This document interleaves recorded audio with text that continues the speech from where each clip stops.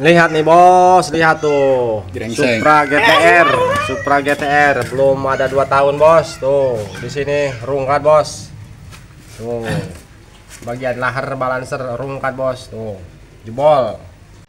Ini ngejim bos, ngejim. Kiri kanan jebol.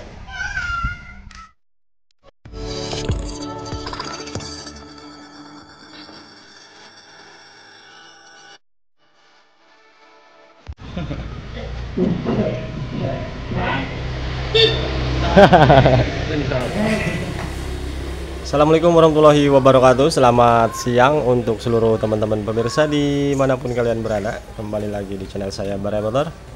Baiklah, hari ini di sini di kesempatan kali ini kita sedang menghadapi sepeda motor, yaitu Honda Supra GTR 150 kalau tidak salah.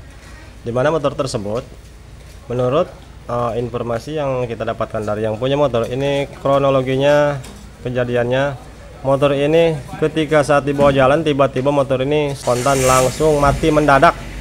Oke, saat yang punya motor berusaha menyalakan kembali motor tersebut, ini kronologi awal Pak ya. Saat berusaha menyalakan kembali motor tersebut dengan cara di double starter, karena ini motor masih dikatakan masih baru Pak, belum ada 2 tahun lah, belum nyampe 2 tahun. Namun saat di starter tidak bisa menyala. Ketika tombol starter ditekan, di motor tersebut hanya muncul cetik cetik cetik suara bendik Pak ya, suara bendik starternya bunyi cetik cetik. Namun kita coba engkol, ini motor malah ngejim Pak, macet. Di engkol pun tidak bisa muter. Untuk lebih jelasnya coba kita perlihatkan, Rep, tolong diselah Rep, di engkol. Ini kita tunjukkan terlebih dahulu Pak. Ini dengan kondisi motor, mesin sudah dibongkar. Naik alur, pincak. Tuh. Ini di engkol sampai naik Pak ke atas Pak. Namun ini tidak mau turun engkolannya. Oke. Up. Nah. Setelah kita analisa dan kita menduga bahwa biasanya gitu kan, kalau motor nyampe macet gini, nyampe ngejim, biasanya dari oli Pak. Dari oli, jadi kekeringan oli biasanya kan. Namun ini perjalannya hanya dari rumah baru beberapa meter saja, belum sampai 1 kilo Pak, ini motor langsung jam. Dimana kalau misalkan kering oli itu butuh perjalanan jauh terlebih dahulu, butuh jarak jauh terlebih dahulu, butuh peningkatan suhu panas yang ekstrim di bagian mesin, barulah dia akan macet ketika olinya berkurang gitu kan, ataupun kering. Nah di sini sudah kita cek dan recheck. Oli ada Pak tuh, oli masih ada normal. Terus kita lepas bagian ini, sudah kita bongkar Pak sebelumnya Pak. Kita lepas di bagian sini. Ntar kita tunjukkan perangkat yang sudah kita lepas. Nah setelah kita lepas bagian magnet di sini mengalami hancur Pak. Untuk bagian sepi magnetnya tuh, sepi magnet ini rusak.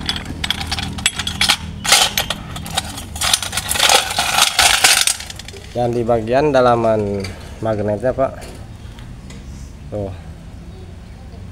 wah tidak kelihatan Pak ya. Tuh di sini luka Pak. Tuh ini kelihatan luka Pak, Hancur. tuh. Oke. Ini akibat serpihan magnet yang patah. Mana tadi serpihannya? Nah ini Pak, ini serpihan magnetnya Pak. Maksudnya bukan magnet, sepi magnetnya patah. Di sini juga menyisakan sebuah puing-puingnya Pak ya, tuh masih nempel bagian magnet sepi yang rusak. Setelah kita lepas bagian magnet dan kita coba putar dengan cara memutar bagian keras dengan menggunakan kunci 17. Nah ini diputar teman-teman, ini diputar maju mundur tetap tidak bisa tuh. Oke. Namun ini setelah dilepas masih tetap tidak bisa muter. Terus saya lanjut pengecekan bagian head ataupun bagian noken as dan perangkatnya Pak ya di sini. Tuh, ini bagian rantai keteng sudah dilepas, noken as tuh, sudah bergerak. Tuh, terlepas Pak. Tuh. Ini knock and as keduanya, tidak ada yang bermasalah, tidak ada yang macet. Jadi entah apa yang terjadi Pak di sini Pak. Di motor ini entah apa yang terjadi, padahal motor ini belum pernah dibongkar bagian mesin karena motor ini masih dikatakan motor masih baru Pak. Jadi baru 1 tahun lebih, 2 tahun juga belum sampai. Namun kondisi fisik, kalau fisik Pak emang sudah begini ya, karena motor ini buat kerja. Maksudnya kondisi mesinnya sudah seperti ini, sudah banyak masalah gitu kan. Ini masalahnya belum ditemukan Pak. Bagian blok magnet sudah kita lepas, head rantai ketang sudah kita lepas, sudah kita pisahkan dengan poros engkol. Namun saat dengkol di sini masih tetap tidak bisa ngengkol Pak. Kita mah tidak muter tuh. Tuh. Ini masih macet Pak. Tuh, busi sudah dilepas, busi sudah dilepas. Oke. Jelas masalahnya. Ini entah apa yang terjadi. Ini padahal motor belum pernah dibongkar. Ini lanjut kita curiga ke bagian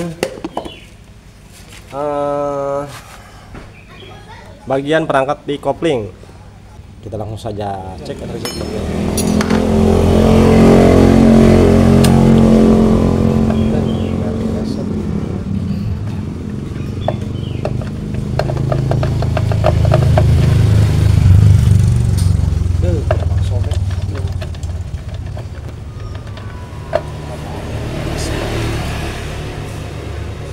Oke teman-teman, setelah kita analisa dan kita teliti lagi, nah perhatikan di sini ada sebuah serpihan yang jatuh. Tuh. Perhatikan Pak, kelihatan Pak ya. Nah tuh untuk bagian lahar di sini kelihatan menceng tuh keluar. Oke. Tuh. Di sini kelihatan keluar. Mana beng detik rem yang nunjuk. Dan ini serpihan ataupun pecahan dari dudukan lahar yang ini, Pak.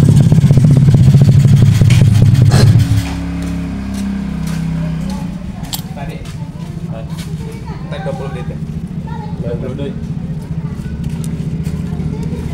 Nah, ini teman-teman.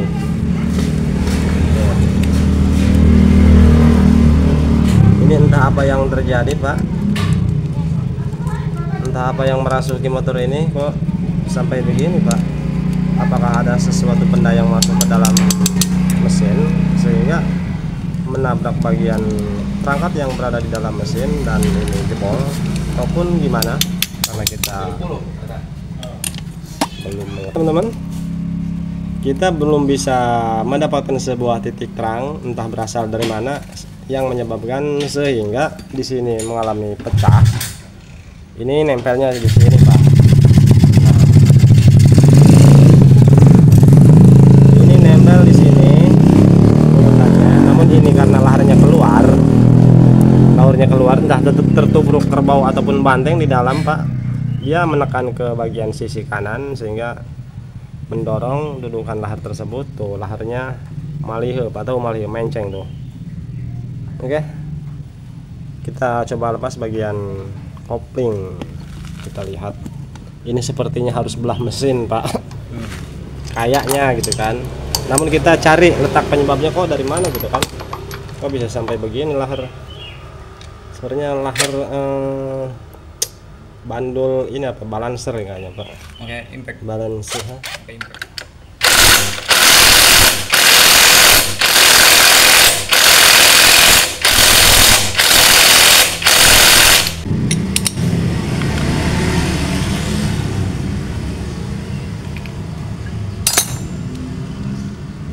Buka scoop belai mana? Mana? Tadi.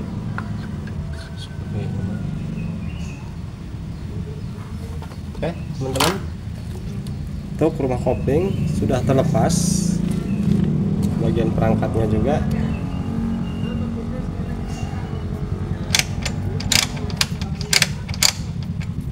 Tuh, untuk kopling dia masih bisa muter Pak. Untuk bagian as kopling ini masih bisa muter.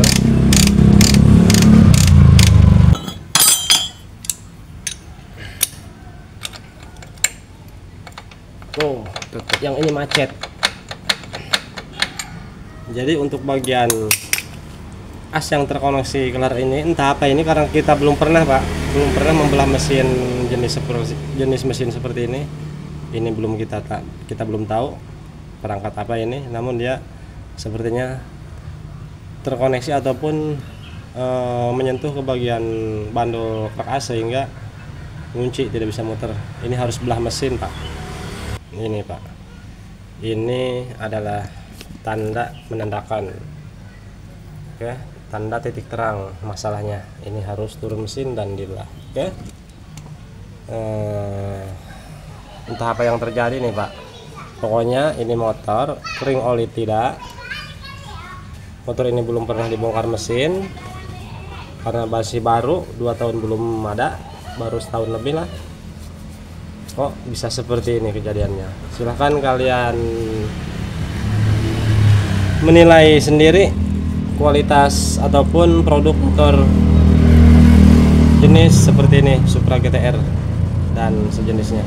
Oke, kemungkinan untuk bagian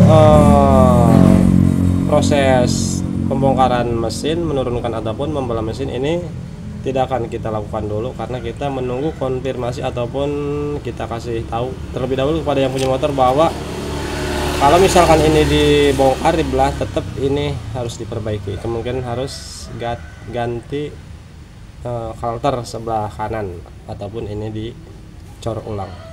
Oke, kemungkinan videonya cukup sampai di sini dulu. Ini hanya sekedar berbagi teman-teman untuk semua jenis kendaraan yang selalu kita update ataupun kita videokan. Oke, Bang Rebi, ada yang bisa disampaikan sebuah kata-kata untuk jenis ataupun untuk teman-teman pengguna Supra GTR bisa produk gagal ini Pak. Oh gitu ya. Oke. Menurut Bang Rebi ini produk gagal karena memang kemungkinan juga Pak, karena ini motor baru Pak ya. Kalau 1 tahun lah masih dikatakan baru. Oke. Entah apa yang terjadi. Oke, selamat siang dan terima kasih. Saya Balai Motor izin pamit, mohon undur diri. Assalamualaikum warahmatullahi wabarakatuh. Yang mau ganti oli kemana?